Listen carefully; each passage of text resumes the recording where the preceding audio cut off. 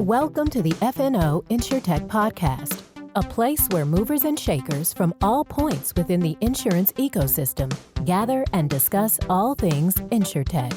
We talk about how technology and innovation are affecting and driving change in the industry. Here are your hosts, Lee Boyd and Rob Beller. Hey, everybody. We're doing something a little bit different today. What do you think about that, Lee? I am very excited about this. I think this is a great idea. For the first time ever, we are reaching into the FNO InsureTech vault and reissuing an episode. And that episode is one that is particularly newsworthy with the recent IPO of Hippo. Yeah, I mean, there is so much going on right now. I get on LinkedIn every morning. It's part of my morning routine. And I see Hippo and Assaf Wand and the whole group everywhere in my feed. And so we thought, why not release our episode with Assaf Wand talking about Hippo? You know, they just had this major news come out where they're now publicly traded.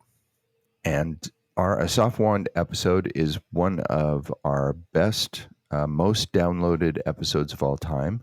So we thought, since it's in the news and a lot of people have interest in Hippo now and in their IPO and what's going on with their stock price, that it might be a good time to do a refresh on that episode. So without further ado, here is our original episode with Assaf Wand from May of 2020. Hey, everybody. We are here with our very, very special guest, the fourth member of the Hippo team that we've had on, the CEO and co-founder of Hippo, Assaf Wand. Hey, Assaf, how you doing today? I'm good. Thanks for having me, Rob and Lee. And I don't know about special, but we'll try to make it interesting. We're very glad you're on. It's a pleasure to have you. And where do we find you today during this crazy shelter-in-place world that we live in? Specifically now, downtown Palo Alto we have three offices now. We have Palo Alto office, we have an Austin office and a Dallas office. This is the Palo Alto office, and that's where I'm camped now. Okay, good. We've been to your Austin office where we interviewed Darren McCarthy, and that's a really cool place. Is the one in Palo Alto follow the same decor idea? Somewhat. Okay. Probably 2x the price and half the coolness. Well, welcome to California, you know. Oh, yeah. We're going to jump right in. We have all kinds of stuff that we want to talk about and questions we want to ask you and hear about. But both Lee and I were scratching our heads today saying, where did the name Hippo come from? I mean, of all the insurance company names in the world, that may be the most novel. Yeah. And so what hat did you pull that one out of? We wanted to name an insurance company, and we started looking at names, and everything with the words mutual and state and farm was taken. So we had that was the last option that was available. Come on now. It's actually more geeky than that. I wish there was a very good. It's very, very difficult to find a name in the world. Everything is associated with another brand. You want to find the URL, you want to find a Twitter handle, you want to find a Facebook thing. If you find a name, then you find that there's 15 other companies that are using that name. It's just not an easy thing. Right. So you're left with a very finite kind of numbers of names. You go through list after list of names of flowers, names of Greek gods, names of whatever. You name it, whatever theme you want. And it's difficult. Now, if I'll go to the more basic kind of thing, the idea was to find a name which is memorable, non-associated with insurance. And the ground rule is that the younger the person that can actually grasp the name and remember it, the better. So Apple doesn't have any association with computers and etc., but a 2-year-old can figure out the name and remember it. So we thought, you know what, Hippo, it's good. And, that's how we started. When we started, I'll give it a 60-70% chance that we thought we might need to change the name. Oh, wow. Yeah. But luckily and somehow it stuck, and we were able to get the domain, and we were able to go with it, and now we're in love with it. I love it. I think it's a very catchy name. You know, in fact, I was telling Rob earlier today that Hippo is the name of the first InsureTech company that I ever really heard about. And I would say InsureTech company on a selling front. And I was telling them that my dad, who is a insurance agent for a long time, had written me many, many years ago about this company. And I still remember it was Hippo. So I went back through our text messages and I searched. And in 2016, he sent me a text message with an article about Hippo, the startup company that is going to disrupt insurance. And it just shows you that your name worked. I remembered it from that time, and Hippo has always been there in my head. It's kind of funny. So there's two things that I actually want to say. One, it actually lends itself to all kind of stuff. So where I'm actually sitting, it's called the Hippo Campus, which we love that you can do all kind of word names, and all kind of like games with it. Mm-hmm. This thing which I want to actually touch that you mentioned, I don't like the word disrupt. I don't think we're disrupting insurance. I'm not coming up that, people that are named Rob are going to get 15% discount and people that are Lee are going to be. We are working within the realm of insurance. We are, it's a regulated industry. It needs to be filed and approved and compliance and stuff like that. We just think that we can break this insurance product into hundreds of discrete kind of points and better and improve every single one of them for the benefit of the customer at the end. I like that. No, I mean, I would assume in reading this article from 2016, it appeared as though it maybe was started out more of a disruption, but maybe you've changed to maybe better every line of the product that's out there. Is that what you're saying? I don't know if line of the product, it's every component. So okay. Let me break it differently. Probably if I would have known now what I did in 2016, I would have never started a company.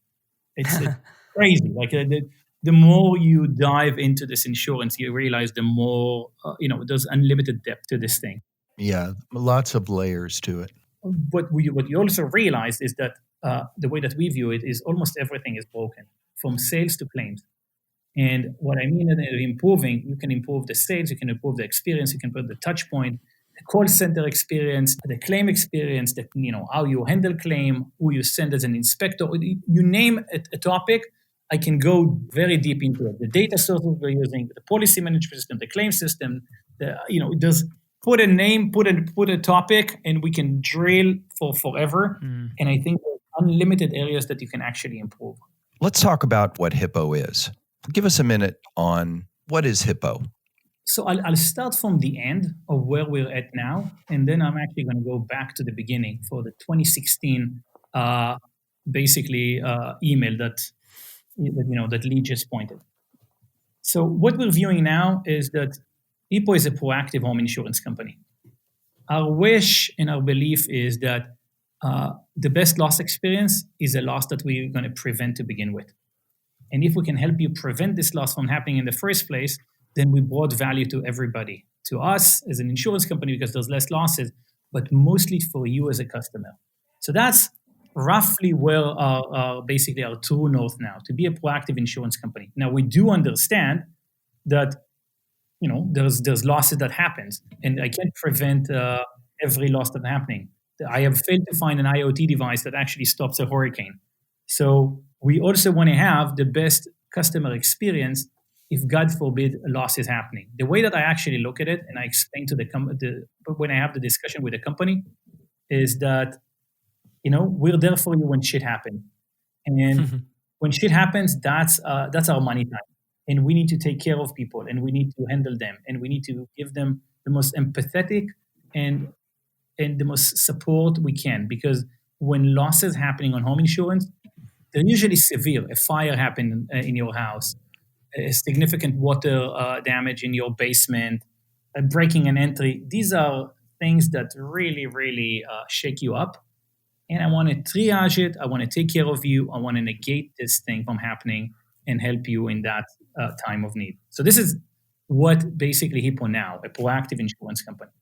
When we started, the hypothesis of when we started the company was just to be a direct home insurance company. Basically, to be the Geico or Progressive of home insurance, to enable you to purchase however you want, by yourself, on the phone, on the computer, without talking to an agent, basically be a direct homeowner insurance company.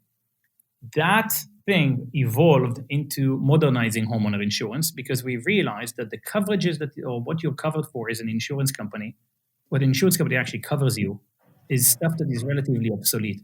If you open your insurance policy, you'll see that you're covered for fur coats, computer board, and china, and silverware. Ridiculous stuff. Mausoleums and crypts are covered. Gold bullion and stamp collection, all of this is covered, but your home office is not covered. Electronics capped at $2,000. And a lot of other stuff that you have are also not covered. So we thought that's a ridiculous thing to sell you stuff that you don't own. Then you realize there's an exuberant amount of fees. Initiation fee, policy fee, inspection fee, cancellation fees, a bunch of that is latched on top of your policy, which doesn't make any sense. So we started by remodernizing all of that component. That required us to file. And as you know, in insurance, it's 50 states, so it's 50 regulators. So we're live now in 24 states. So we had to file state by state. If we're already filing, we apply the latest and greatest in actuarial model. So we have the most sophisticated bi-peril model that we actually could find, and we keep on fine-tuning it, because we believe that the future of insurance is not big numbers, which is the case today, which basically means that the good risk is actually subsidizing the bad risk, but it's going to have a shift and a move to big data, which means that I can actually price risk more correctly. So Lee is going to get the right price for his risk, which is different than what Rob is going to get for his risk. But you advertise save up to 25%, correct? Yes. So how do you do both those things? How do you save money and price properly?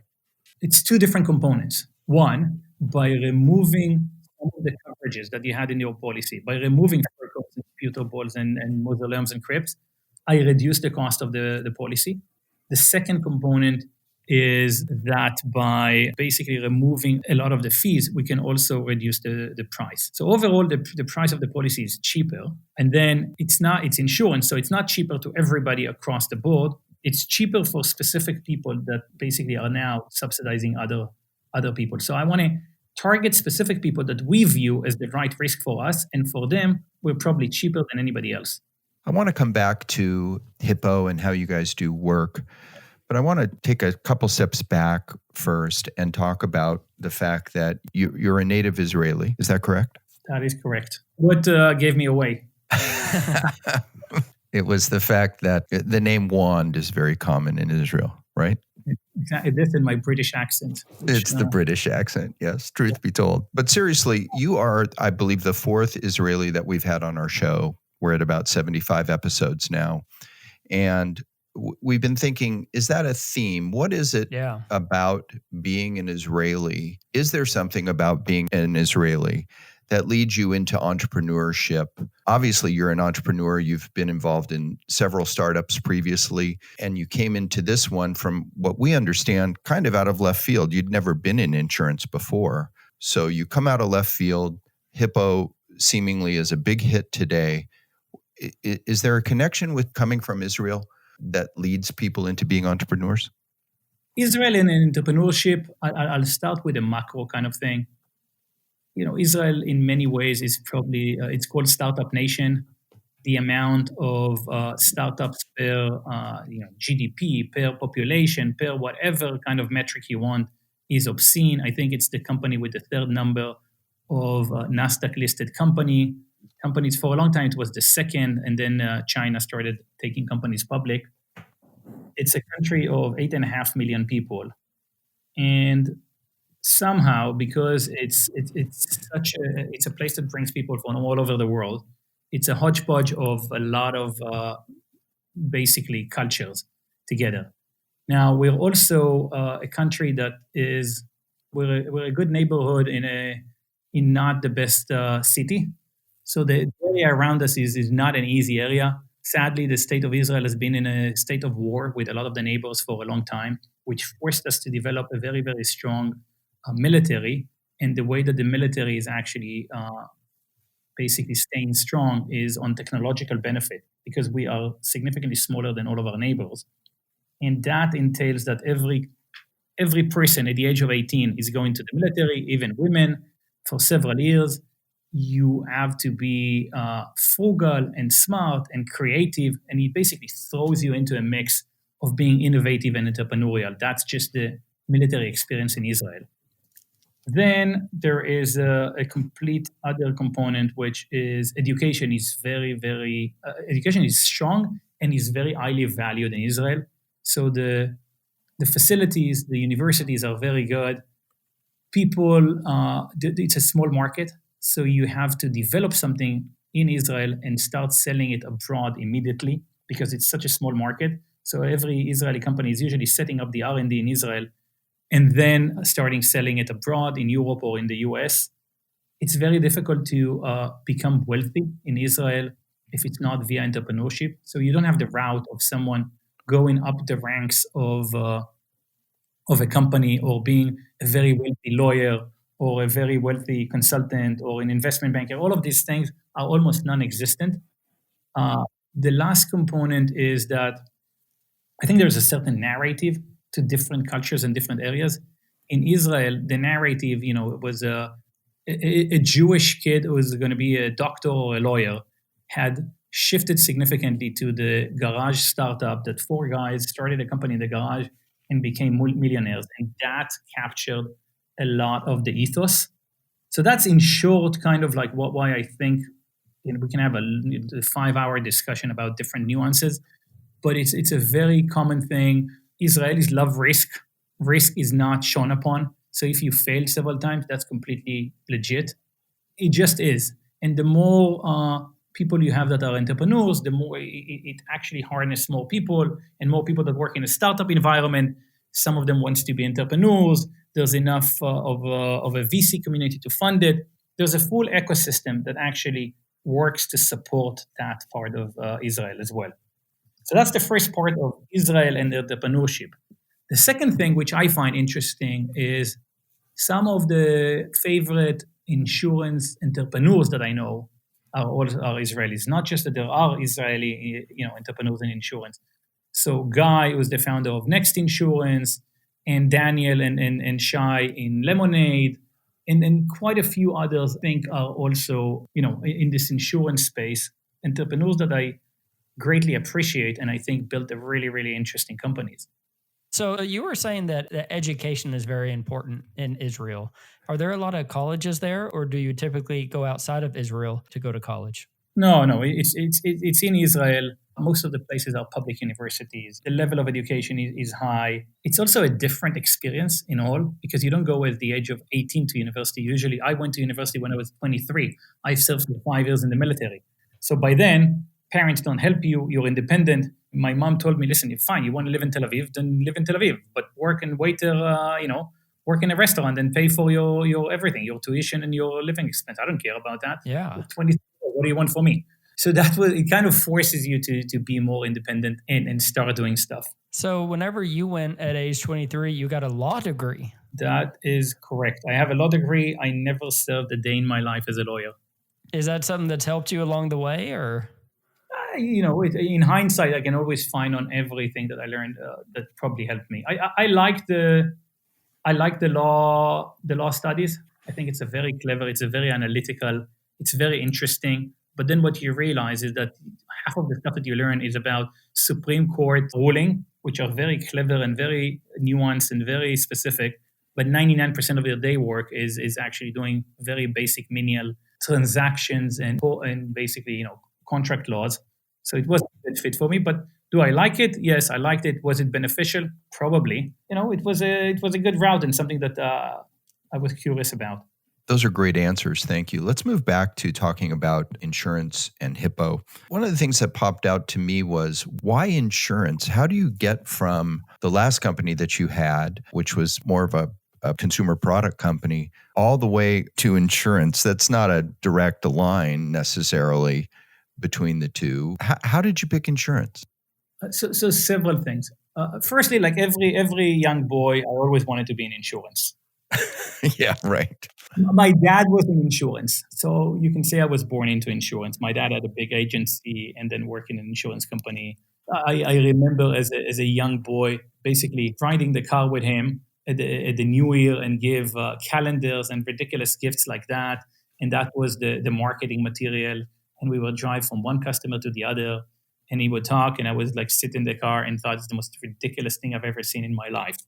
So everything that your parent do is by structure broken, doesn't make any sense, and you either want to do something better or stay very, very far from it. Weirdly, I chose the first one, the former, and it kind of, I had an ongoing interest in insurance. But the real interest pick happened when I was working after business school. I was working with McKinsey and Company in New York, and did quite a few projects with insurance companies, and thought that almost everything is broken, and the amount of opportunity is vast. And this is an area that is very basically ripe for innovation and digitization and new tools.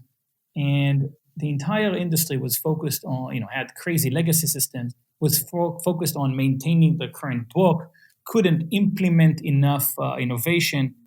I just thought it's very, very ripe for innovation. Now, when I was doing consulting, it was 2005 to 2007. And when I started the company, the first company that I really started in 2007, one of the areas I looked at was insurance. And I thought that while I want to do something in insurance, it wasn't the right timing. And it wasn't the right timing because of three reasons. One, you couldn't really build the back end. If you wanted to build a new insurance company back end, Right. you had to go to companies like Guidewire, Right. you had to go to Accenture to develop it, you had to go to, Oracle Database 9. It was a 3 to 5 year project. They would have asked you, Rob, what do you think? How many customers do you think you're going to have at year 10? You had to commit upfront to having 500,000 customers, which I have no idea. It just wasn't lending itself to that. So you can't raise hundreds of millions of dollars, set it up, build it for 3 to 5 years. It's not a very startup-y kind of thing. Second thing was lack of data. Every time that you investigated that, the main question that happened is how can you compete with fill in the gap on this company that has been in business for 100 and 150 years, have 10 million customers, and this is what they're doing. How can you compete with them? You have no idea, you have no data, you have no information. And so, I guess you're right. And the third one, I wasn't sure there's going to be sufficient customer appetite to actually trust a new insurance brand. These brands, it takes a long time to build them. Yes. And I thought that the risk profile was not sufficient to basically be VC funded. And I didn't want to start, an agency and go maybe into an MGA program and build it over 10 to 15 years. There was a certain route of doing it, but it just too long for my appetite and basically my lack of, I'm used to a way more fast-moving environment. And then after I sold my previous company, my last company in 2015, early 2015, I thought, I'm actually ready to start another company, and I have the strength and the energy to do that. I resurfaced and looked at all of these three assumptions, and I thought, you know what? I can build a backend now. I can go and build everything on AWS. I can go and do payments with Stripe or any other vendor. I can go and do chats with these guys and can do payments with these guys, etc. If anything, I can build a scalable model which is cloud focused, which enables me to scale as much as I want. And you know what? It's probably better than any other backend that is out there. It's a lot more agile. It can utilize new sources of everything. So I thought, okay, let's tick mark that stuff. Data, we're in an age of an explosion of data. As opposed to a company that has 10 million homes that they can actually look for the data and build their book, I have access to 130 million homes. And I have a lot more data than they have, because now you can look at MLSs and every transaction records and tax records and county records and the amount and and aerial imagery. We're in an age of an abundance of data. If anything, being new gives you a massive advantage over being an incumbent. And I thought, okay, tick mark, that's another interesting thing. And the third one, which was customer appetite, my realization was that in today's world, you're doing a lot of the other financial activity, on the web. You're taking student loans from SoFi. You're managing money with Wealthfront. Right. You are trading with E-Trade and Chubb. You're buying ETFs from these guys. Insurance is just one more thing. It's easy to trust a digital experience now. better, easier. Trust is always, and I'm happy to we should talk about it because trust is a big component of insurance and one of the biggest hurdles that we're focused on. But I thought, you know what, there's a place to start anew, basically digital or direct to consumer insurance company. Let's also understand that home insurance is a $100 billion market, grows at around 5% a year. My aim is not, listen, I'm going to crush Allstate and State Farm. That's just not my aim. I don't think I'm going to be the next gorilla with $30 billion in premiums. But I do think there is a very valid route to be a $5 billion in premiums in the next several years. I think there is a very clear path for it. There's a bunch of customers who wants a differentiated experience. Some of the new customers that are coming in and buying new homes wants a very different experience, and our focus is to cater to them. Right, and if we look at what Hippo has developed into today, you're really occupying a space in the marketplace that was unoccupied previously. This kind of proactive approach to insurance. It wasn't like any other companies had really seized it effectively. That's how we look at it. So the way that we came to this proactive approach was, I basically analyzed the insurance experience. And I said, okay, think about your experience now that you have. You bought an insurance policy when you bought your home. That was usually a shitty experience. You spent 35 minutes on the phone with an agent. It took you 3 to 4 days sometimes to get a hold of them. They ask you on average 65 questions. Most of them you don't know how to answer. How far you are from a fire hydrant? When was the last time you went to the place? Yep. In the wall materials? You have no idea how to answer, and it frazzles you. You don't have a really deep discussion on the different risk. If you have a tree in the backyard, should you have a service line, or you don't even have these discussions. And then after 9 years, you have usually a crappy experience on the claim side. So fine, we put a lot of focus on basically putting the best customer experience up front, easing the customers into it, answering as many questions as we can, building confidence with them, and giving them the best price. Awesome. And then we spend disproportionate amount of our time to have the best claim experience in the industry. And you talk to Darren about that. We have a claim concierge available 24/7. Our entire purpose is basically, how do I get shit off your plate and take care of you? How do I mitigate that? And how do I take care of my customers? But what I'm obsessed with is this 9-year time frame that Lee is now a Hippo customer, which the industry doesn't even call you a customer, call you a policy holder. So you need to say thank you for that. Correct. And there's no touch point. Like there comes the renewal, everybody, crossing their fingers and hoping that there's going to be a renewal. But another year passed, and then you're asking yourself, why the hell did I pay these guys? It's always a waste of money. Like when something happens, you appreciate it, but it's always like a waste of money. It's another, I shouldn't have paid that and stuff like that. You don't know what the price. And we thought, that's not a really good experience. So we started with let's bring you value throughout that time. We still quantify it that you want to get, I'm meticulous about every touch point that you get from us should be value added to the customer. You don't want to get from us. I'm your company. Why the hell do you want to get emails from me? If I'm sending you an email, it needs to add value to you. So we started thinking, okay, let's give you all kind of other services. Let's send someone to, rake leaves. That's an interesting thing. That brings value. But that doesn't bring anything to the company. We started analyzing it. And then for us, proactive insurance basically came from that. And proactive is, one, let's do underwriting as an ongoing product. Let's not just use the big data that we have to have a simple, easy onboarding for you. Let's look at this data on an ongoing basis. If I have aerial imagery and I see the condition of the roof, why should I use it once? Why shouldn't I keep one every time I have another aerial pool? Check Rob's and Lee's homes and basically said, you know what? I actually see a discoloration on the roof. I think we should send a roofer way before a claim happens and occurs. If I can prevent that, it's very beneficial for you. And of course, it's beneficial for us. So we fully align that. So we're doing ongoing underwriting. Just so you get a sense, one of the biggest problems in insurance now is that 67% of the US population is underinsured in 3 to 5 years. And the reason that in that passing of time, beside the fact that labor and material went up, You added a deck, you changed the kitchen, turned the garage into a living room, bought new sofas and things of that sort.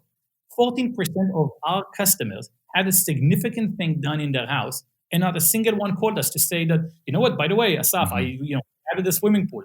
So our aerial imagery see that and contact you and said, Rob, as you know, from time to time we monitor your home. Our data sources show that you have a swimming pool. I wanted to confirm it. And then 99% of the time someone said, yes, oh, good for you to call us.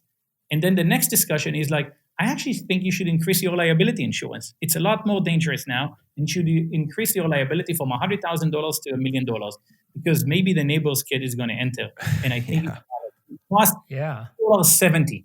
And everybody says, yes, thank you so much. It's not a negative thing. It's about because this entire contract between an insurance company and an insured got broken throughout the time. The entire purpose of the company is to basically take care of you when shit happens, and to be the safety net for you. And if the safety net started to be smaller and smaller and have gaping holes in it, we haven't done our role and our purpose. So my job at Hippo is to make sure that the safety net is always tight, always stretched, and have as little holes as possible so we can capture you. You have this amazing product. You have this amazing service. I was just sitting here thinking, you don't use agents at all, right? No, we do. Yeah, you do. Yeah, we do. And a big portion. So one of the key realizations that I had is that, wow, a lot of people still want to use an agent. Right, yeah. And agents are our friends.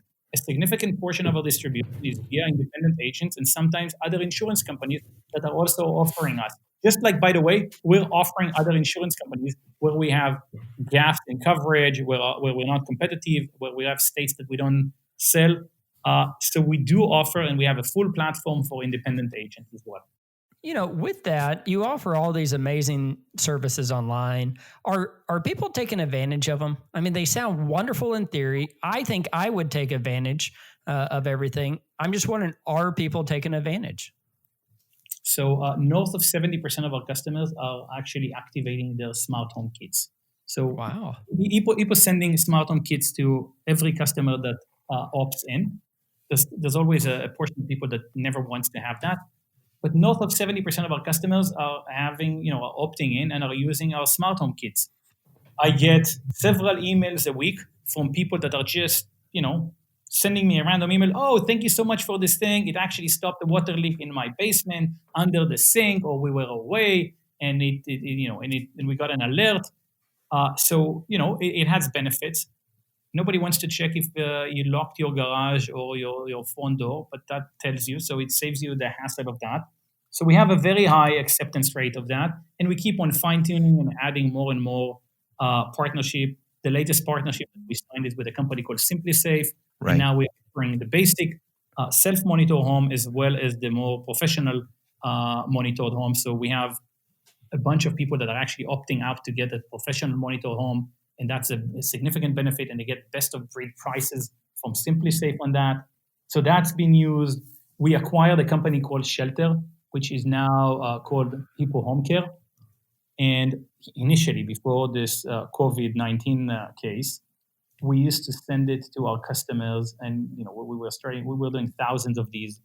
The idea was to do a home checkup of your home. Someone comes to your home, clean gutters, check air filters, make sure that the washer and dryer are operating, checking that the plumbing is okay, that the electricity is okay, that you don't have any random leaks and things of that sort, give you a full report on the home, and help you take care of some of these potential losses.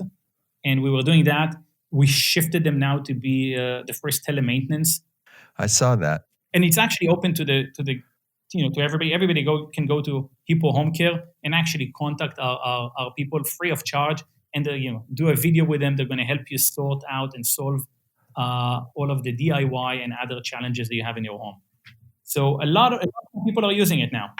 I dare say that you're the only insurer that I've seen who's kind of jumped in to tying, the current COVID reality and situation into your products. I was on your website and saw your COVID page which I thought was really actually very value added. And I was really impressed by that. Whoever on your team is putting that together is doing a terrific job. And I thought it was a terrific idea to have a lot of really good information in one place.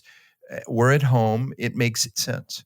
So this was a lot of people in Hippo, Abhinav, Andrea, and Daniel was working on it. The reason that we actually did that was twofold.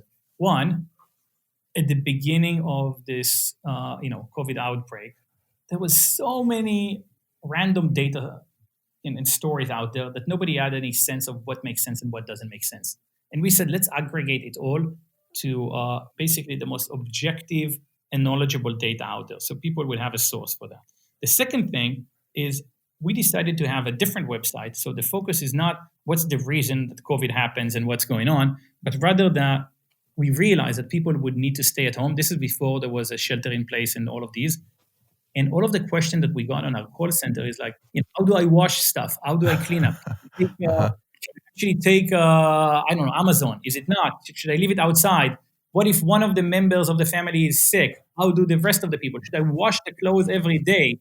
What do I do? Dogs pass it, not like, it's all of the stuff that people like, all of the questions that started to pop that wasn't the narrative of what out there. And we said, let's aggregate it all and help our customers answer these questions. So that's why we set it up as, we call it a website, Corona Home Care. And it's the Hippo website that we still maintain. So as people are working at home more, I think I saw somewhere 2/3 of Americans are sheltered in place, working at home now. Are there additional risk that they have that they may not be covered for? I know, like you had said earlier, working from home, making sure your home office is there. What if they're now using their home as an office? Is there anything that people need to look at for coverage? Yeah, it's a really good question. Firstly, yes. But they should recheck all of their coverage, make sure that they're covered for the stuff that they should be covered. For most people, I know for Hippo, we have no problem if you're working from home. So your home office is actually covered, as opposed to a lot of other people that don't cover that. Right. Usually the exclusion is for people that are actually running a business in their home. That's not the case right now. So it's not that you are, accepting 25 people in your home or having a daycare now. It's about you basically working from your home. So Hippo covers that. So it's not an issue with us. What we do see, which is interesting, is that there's different risks that are popping up now. So for instance, what we see is that there is an increase in wear and tear. And overall, I would say frequency of specific risk and perils are actually popping up now. So equipment breakdown slightly increased because none of our washers are based on the ability to do 4 washing machines a day and 15 showers and cooking like crazy and all of that. Yeah. However, usually the severity goes down.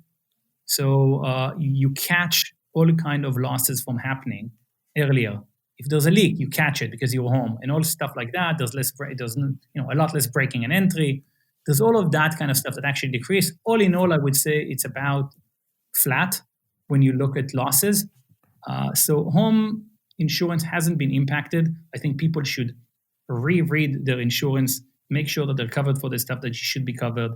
Probably there's a refocus on electronics being covered, on home office, on several other things in their home that they should focus on it. They should make sure that they have equipment breakdown because it's really, really important. Maybe water backup, all kind of other endorsements that I think this is the time that people should make sure that they're actually covered for these things. I want to circle back around to user experience.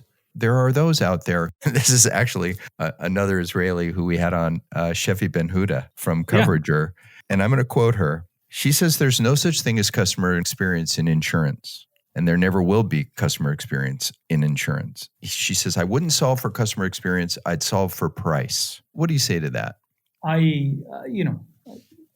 Overall, I agree and I disagree. I think price is important. You usually start with price. That's how you grasp specific people. However, you grasp very specific people that are very price conscientious, and it's not necessarily the customer that you are trying to maximize for. If you want later to reduce churn, to have a differentiation, then price is just not sufficient. Because for me, one of the challenges that I have, if I'll ask you, what's the difference between Allstate and State Farm and Travelers and Farmers?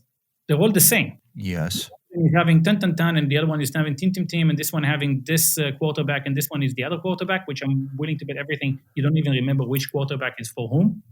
It's not differentiated. Hence, why would you recommend someone over the other? Why would you build a brand? Why would you differentiate?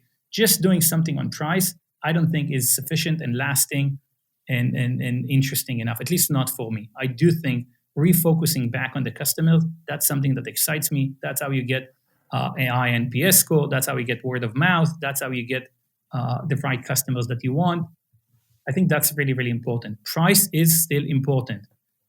We're not going to go too much in depth, but it's a completely different strategy of building a company that is based just on price than a company that's based on customer experience. Every decision that you make is basically different. Amazon is built very, very different than other companies because it's a cycle, and they're always thinking how can they reduce cost to the customer, which would bring more customers, which would give them more leverage and more volume, and it can reduce the price. Same goes for Walmart. But you need to build a company that's their entire flywheel. If you're trying to bring more customer value, then it's a very differentiated experience. Then you need to be very meticulous and thoughtful on where and what do you actually put the effort on the customer experience. Was Amazon one of the companies that inspired you? What other companies inspired you when you were considering creating Hippo? Amazon is the most amazing company in the world today, and I think Jeff Bezos is the best entrepreneur there is. So I always look at it. It's not we haven't built Hippo to be Amazon. It's a very different experience, but we do look at Amazon as many we don't charge credit card fees because we think that Amazon doesn't charge you credit card fees, and then you as a customer should be agnostic on how you pay. And things of that sort, the immediacy, the ease of doing business, I think Amazon is amazing. The focus on the customer is amazing in Amazon, but it's not in any other place. So this is, Amazon is a good lesson for some of the stuff, and it's less for other things. I think in insurance, Chubb is doing a really nice experience for customer. Sure. People using Chubb are usually loving Chubb, and they were very loyal. So I think that's an interesting one. Pure had a really interesting, good experience. So my wish is, how can I bring something which is more aligned with this kind of experience, more to the masses of insurance? Right. You're not after a specific market segment like a Chubb, say, or a Pure. No, if anything, we're after the 95% of the market, not the top 5% of the market. Right. Do you consider yourself an InsureTech, an insurance company? I mean, this is a question that we like to ask because as people who work in the insurance industry for a long time, like ourselves, it's a peculiar kind of thing that these new entrants have come in. Are you an insurance company? What are you guys? I'll define it how we define it to ourselves. So we think that the good companies in that space, in the InsureTech space, are InsureTechs, and they are 50% insurance and 50% technology. And both of these sides are really, really important. If just the technology is going to go and take a lead, but the insurance part is going to lag, it's not going to be a sustainable business. And if just the insurance is going to lead and there's not going to be technology, then we're not going to leverage and we're not going to grow, and we haven't done anything different. Keeping that balance is a significant part of my job. On which technology we use, what and how much we'll focus on basically insurance. And I think one of the things that works very, very well in Hippo is to have the right balance and the right people to actually enable us to do that. Before we go, because we're a claims company, I want to ask you just a couple questions about claims. Tell us what your philosophy is there and how you saw it as maybe an opportunity that other carriers hadn't taken advantage of previously. Wow. So I think claims is the money time of an insurance company. It's easy to get customer and get them to pay. The money time for the company is when you take care of your customer when shit happens, as I said before. And that's why my focus is very much on claims. The best analogy that I found was that I wanted people to basically have a good view and to be very well communicated throughout the process. I'll give you an example that I always use. Let's say that you flew you took a United flight, you flew from Paris to New York. and then they lost your luggage, which sadly happens. Now starts the experience. What the experience is, you'll basically go, you're standing in line, you have no idea that this thing happened. After 2 hours that you're working around the carousel, you realize there's a problem with your luggage.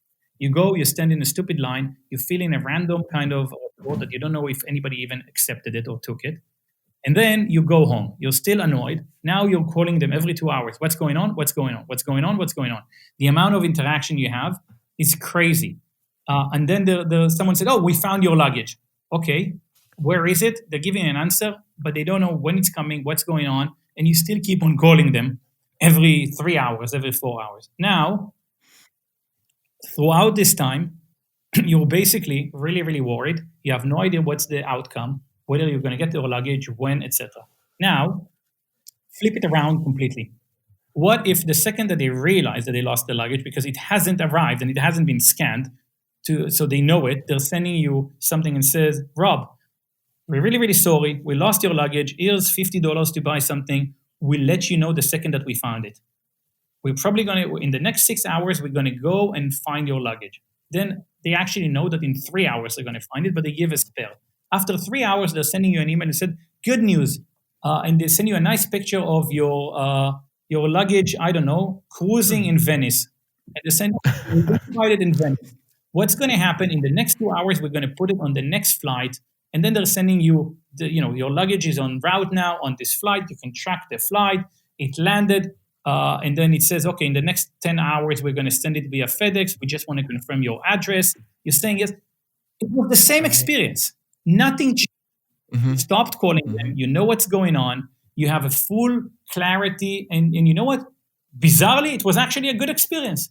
Shit happened. Right. You can acknowledge that. But you know what? They took care of it. You knew what's going on.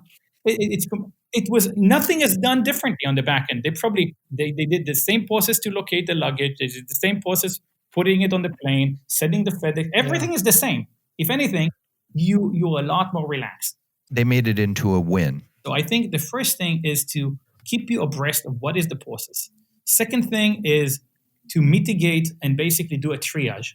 So when initially we started planning our claims, it was the age of bots. And we actually built a bot for that. And we thought, oh, this is going to be awesome. Rob is going to have a claim, and we're going to send you a bot, and you're going to converse with a bot. And that's going to be easy and simple and seamless. But then when we started actually looking at the scenarios, we realized none of the scenario actually fits a bot. And the scenarios was like my wife coming home with 2 kids on her lap at 9:30 p.m. and there was a breaking and entry in the house. And the window is broken. Does she want to start talking to a bot now? It's the worst experience that you want. Or you're coming home and there's water, surging in the basement. The last thing I want to talk to a bot, I want someone, the entire experience is actually different. I want someone to take the crap out of my hand and basically mitigate that. That's what I want. I love what you're saying. So our claim concierge, which are available 24/7, you're going to call them and they're going to say, are you safe? Are you okay? Tell me what happened. And you're going to say, listen, I came back with and the kids happened in my lap. And she's going to ask you, okay, let me do this. I already booked you in an hotel near your house. Put the kids to sleep. I'll call you in an hour and we're going to discuss. And then you're calling after the kids are asleep. And then you say, okay, did you call the police? Do you want me to call the police? Is there anybody else you want me to call? Did they break anything? Let me call a cleaning crew for tomorrow morning. I want someone who relax the situation, takes care of everything. And then we can handle it after this triage happens. If there's a water surge in the basement, the only thing that matters now is to send a plumber to shut it off. That's what you have. So we're going to put shelter on a call and try and help you figure it out by yourself. And at the same time, also call a plumber to come and fix it if, God forbid, we couldn't sort it ourselves. Let's first set it up. And then we're going to say, okay, fine. Let's understand what's the situation. Let's give a prognosis. It's about that. I want to actually take care of our customers, explain to them the process, and take care of it. People don't want to, I'm not afraid of fraud and all of that stuff.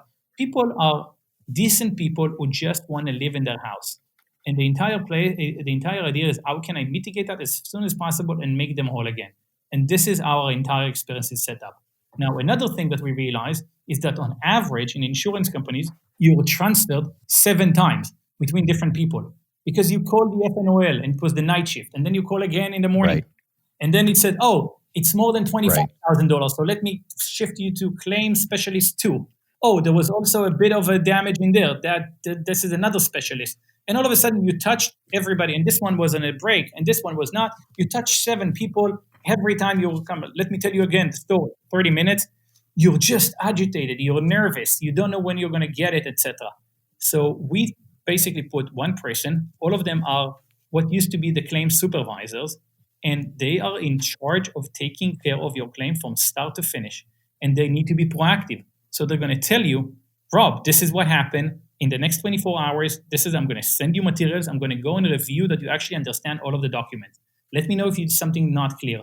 Do you want to jump on another call? What's going to happen now? I'm going to send an assessor. I want someone who's proactively managing you. Our closing ratio of, it used to be 27 days. Now it's less than 10 days. We have an NPS score in Darren's team of the claim of, I think, 68 now. And this is including people which is outstanding. Deny the claim. But we do it in a very honest, very matter-of-factly thing. We're there as a resource for you. We're trying to help you. If it's not, we'll explain to you why not, what is covered, what's not covered. And we think that this is the money time for the company, hence why that area of the company is a massive focus for us. I love it. I mean, it sounds like you're thinking all of the right things. I mean, that's what everybody wants, is to be in the loop and be spoken to. And we want to know it before we even know that we need to know it, and helped.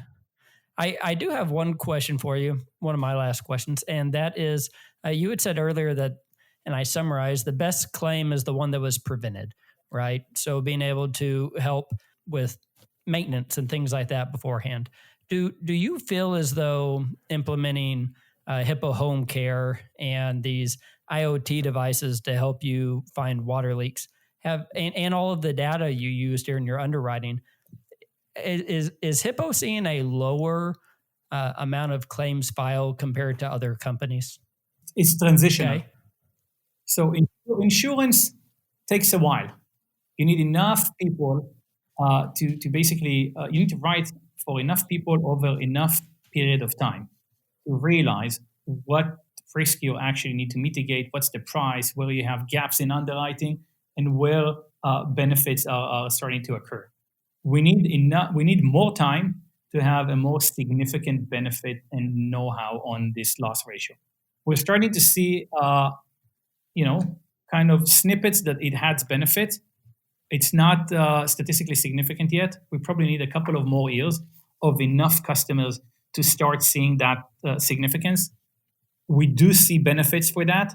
There's also other benefits, by the way. There's more customer loyalty. There's more word of mouth. There's other benefits as well, not just risk mitigation. But we're starting to see more material benefits of this preferred loss ratio. It's just going to take more time for me to stand in here and say, listen, we got a 7% benefit on that and stuff. I'm not there yet. And I don't like to give answers where I don't have a very high level of certainty. You're in how many states now, Assaf? 24. And on your way to 50? Let's say that the quotas would take us a bit more time, but we're definitely, pushing there.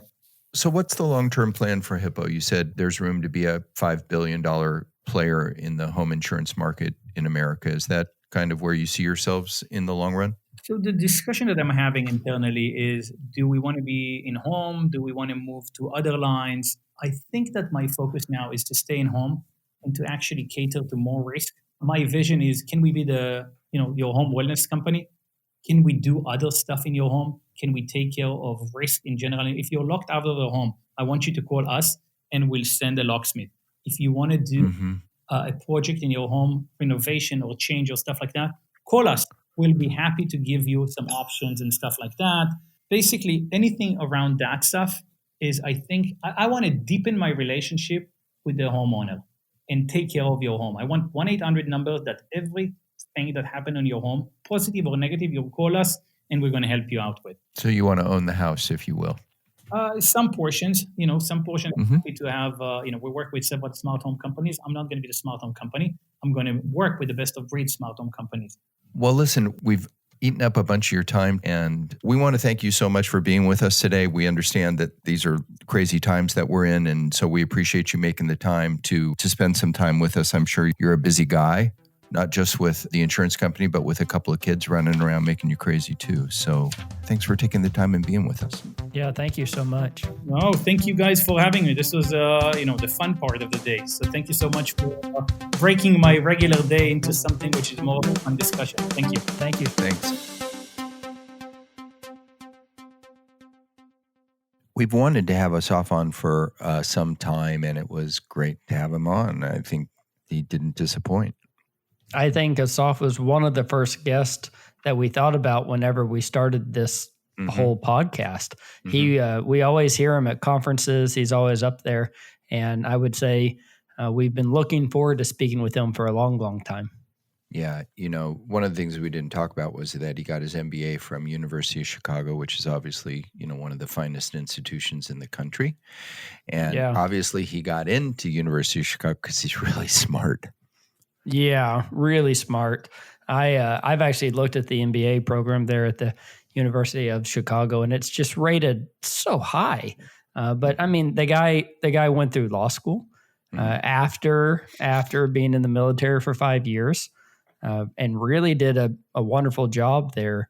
Really moved up through the ranks. I mean, just in a personal life, he has a great personal story. Even outside of Hippo, he's a very interesting person. Right. A serial entrepreneur who I think that any insurance person listening to our podcast today, and I know that there's a lot of you out there that are insurance people and a lot of you out there that are technology people, but for those insurance people, he sounded like an insurance guy. He sounded like a lifetime insurance person. His grasp of the data, of the topics, of the points of the value chain were all very, very good.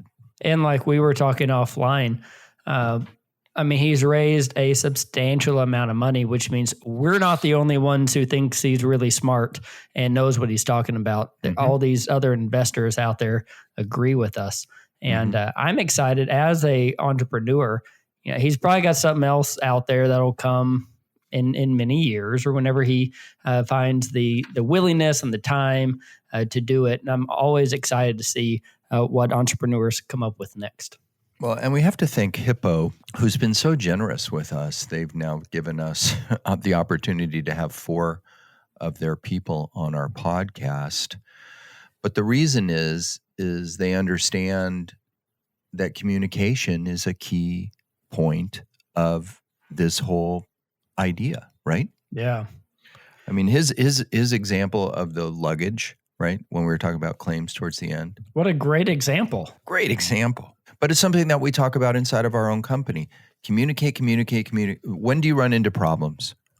Whenever you don't communicate. When people don't know what's going on or what to expect. And I was talking to him offline after the interview, and I said, there's something about communication.